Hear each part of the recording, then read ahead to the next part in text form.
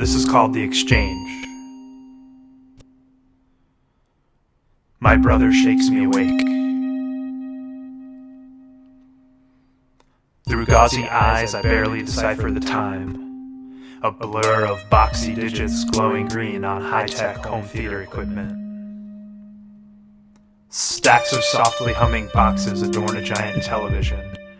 The newer devices placed with care above their older, larger counterparts.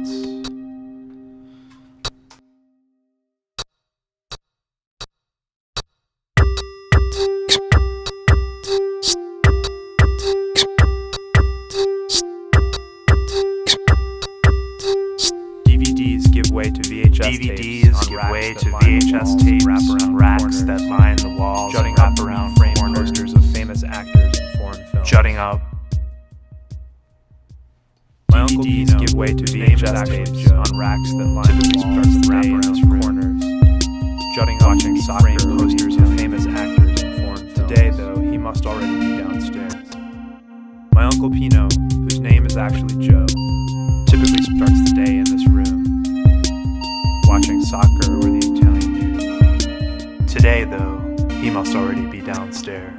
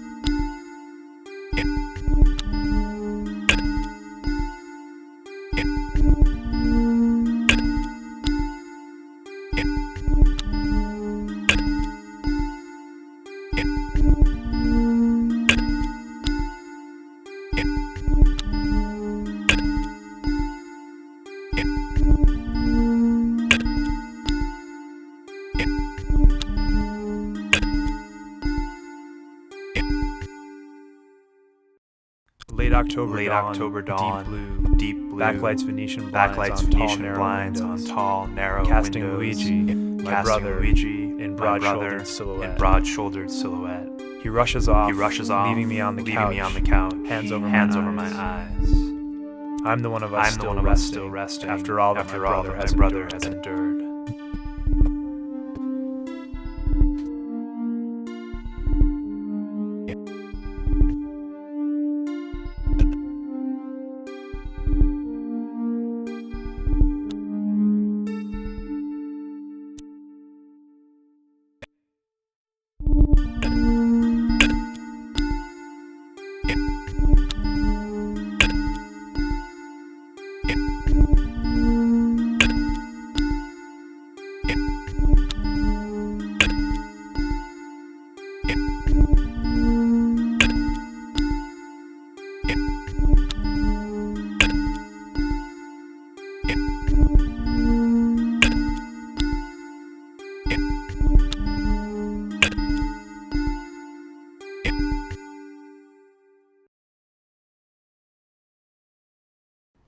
He arrived the night before, very late, after a series of phone calls between us that began mid-afternoon and persisted well past midnight.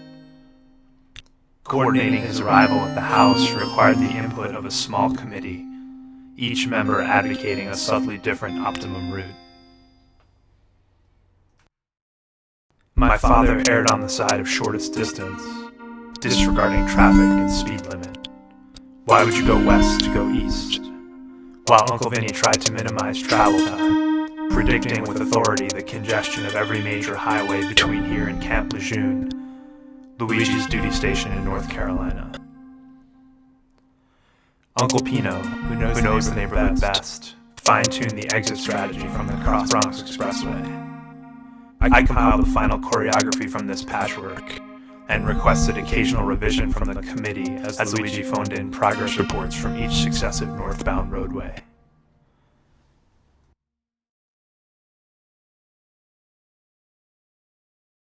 The main dining area, a dirt floor, more space, my grandparents saved and borrowed their way across the city and rented occasional taxis, used cars, children, subways. Earlier that day, I needed my own set of directions, which Uncle Vinny gladly provided. He has a subway and bus system map in his head, imprinted over the course of decades spent moving among the boroughs of New York City. The first apartment near Fordham, the artist studio in Alphabet City, the single family home and marriage turned divorce deep in Queens, the one bedroom in Washington Heights.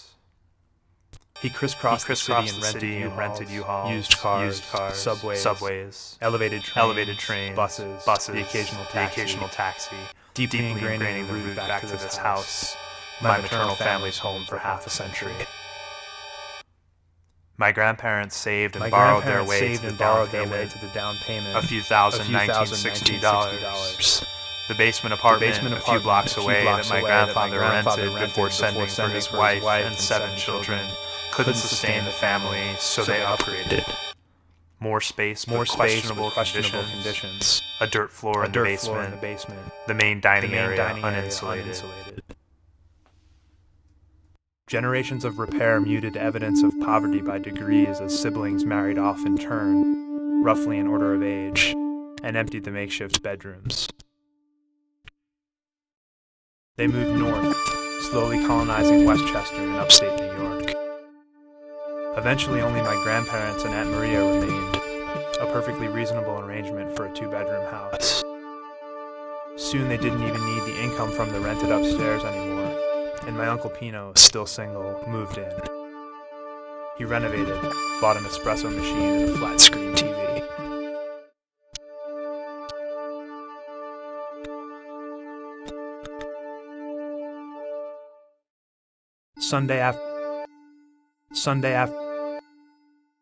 Sunday after Childhood Sunday, we made the car trip to this house for the big midday meal. But both my brother and I need directions to get here as adults. Now we come from points south, Camp Lejeune and Times Square. As children, we came from the north, Yonkers, then Brewster. The polarity is beginning to reverse.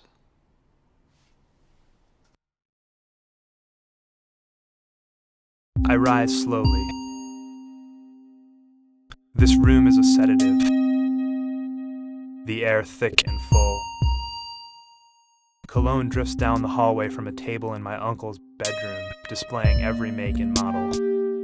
Molto Smalto, which I adopted in high school to profound effect with the ladies. Acqua di Gio, the most fun to say.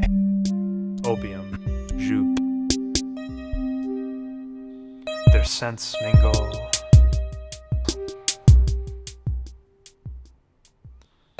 Their scents mingle. Their scents mingle. Their scents mingle. Their scents mingle by the time they reach the living room and sense memory engages. I'm watching the Sunday soccer game with my uncle as he discusses the finer points of the game. His resonant bass punctuated by the announcer's impeccable Italian that I sometimes understand. Or Luigi and I, having gained access to the video store lining the walls, are together negotiating a title not too violent for our mother, but not too dialogue-heavy for our father. A time-consuming and often unrewarding process. Like getting to my feet on this particular morning and making my way toward the stairs. The stairs clatter in this house. Their severe pitch requires a forceful descent, as if half falling. I compare my sluggish thuds to the remembered sounds of an aunt's Italian-engineered house slippers. The wooden heels slapping the flat of every step as their wearer charged down the stairs, arms full of Christmas gifts or 6-packs of 7-Up. Perhaps I revised the sound over time, made it quieter and added a sharper point, a slower gait, a longer stride, a flat surface. Now it's the sound of women at work in unreasonable heels walking across the polished wood floor on the way to the elevators, and my response has less to do with childish giddiness and wholesome anticipation.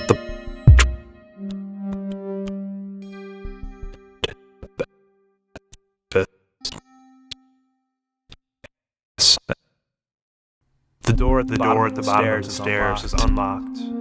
It must have been an early morning. Both the deadbolt and the standard lock should be drawn tightly shut at this hour. There was a robbery years ago. They didn't come in the front door, and all they took was the pasta machine. Still, before bed and after an informal head count, someone turned the deadbolt for the night, discouraging entry and exit thereafter. Even in the middle of the day, someone needs to follow you out and secure the door, though deadbolting is thought to be excessive. Locking the door is the last topic of conversation, the final social interaction to coordinate. When you walk in, you lock the door behind you. When you leave, a representative from the inside takes over. Diligence and discipline define this house. The ritual at its threshold sets the outward bounds. So when Luigi pulled off the highway in the dead of last night, there was a stir at the door.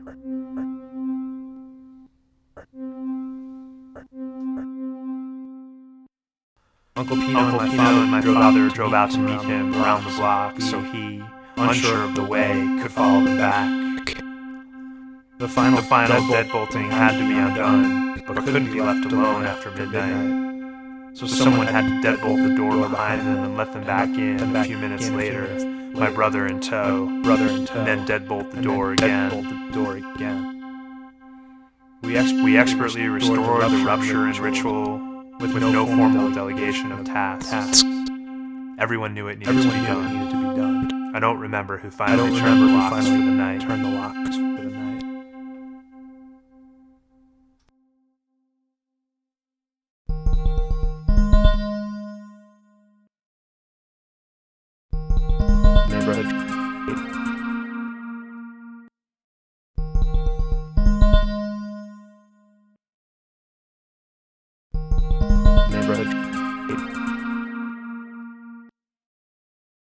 Nor do I know who undid them so early. The seals barely in place before someone broke them again. A small crowd gathers in the parlor, backs to the unlocked front door, waiting. I enter the room where my grandfather used to sit and watch the neighborhood traffic drift by. Outside the barred windows and beyond the iron gate. After he died, it became a guest room where my Uncle Sal would sometimes sleep, too tired to make the trip back to Albany. Then my grandmother gradually moved in. At first she watched TV here during the afternoons in a wheelchair.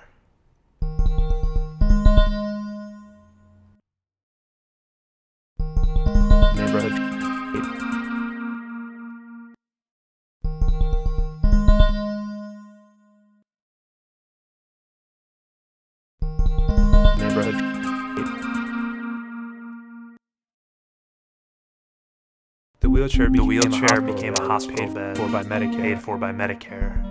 Eventually, she stopped making the trip back to her bedroom and simply lived in the parlor, fused to that bed, under hospice care during the day, while my Aunt Maria taught second grade at Mount Carmel, and under her daughter's watchful eye, even the evening and through the night. My Aunt Rosetta came on weekends, did the cooking, sat with my grandmother in the parlor. Once in a great while, she defied the tumor encircling her spine and would stand or even walk. I could hear those rare occasions in my mother's voice, even before she told me, Nonna had a good day today. Weekends. Room and weekends. Room and simple echoing her spine came on weekends. Room and weekends. Room and simple echoing her spine came on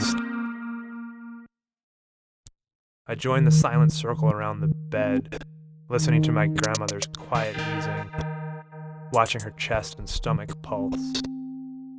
My impatience surprises me. Her breathing stops and we wait.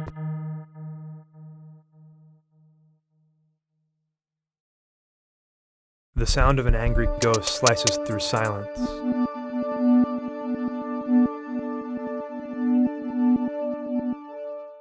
We refocus on my Aunt Maria, wailing.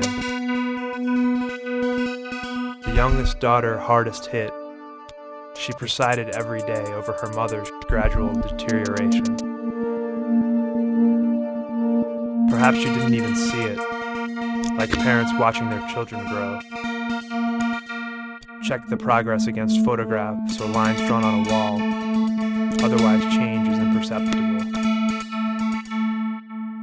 You got so big, Uncle Damiano always said when he came back from California and saw Luigi and me.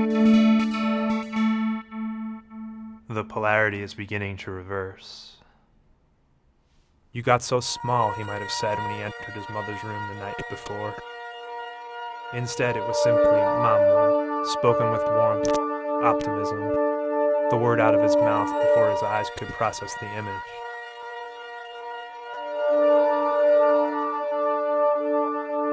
Then the sight of her broke him, laid him low. I warned him at the airport. She looks like a skeleton. He had to see for himself.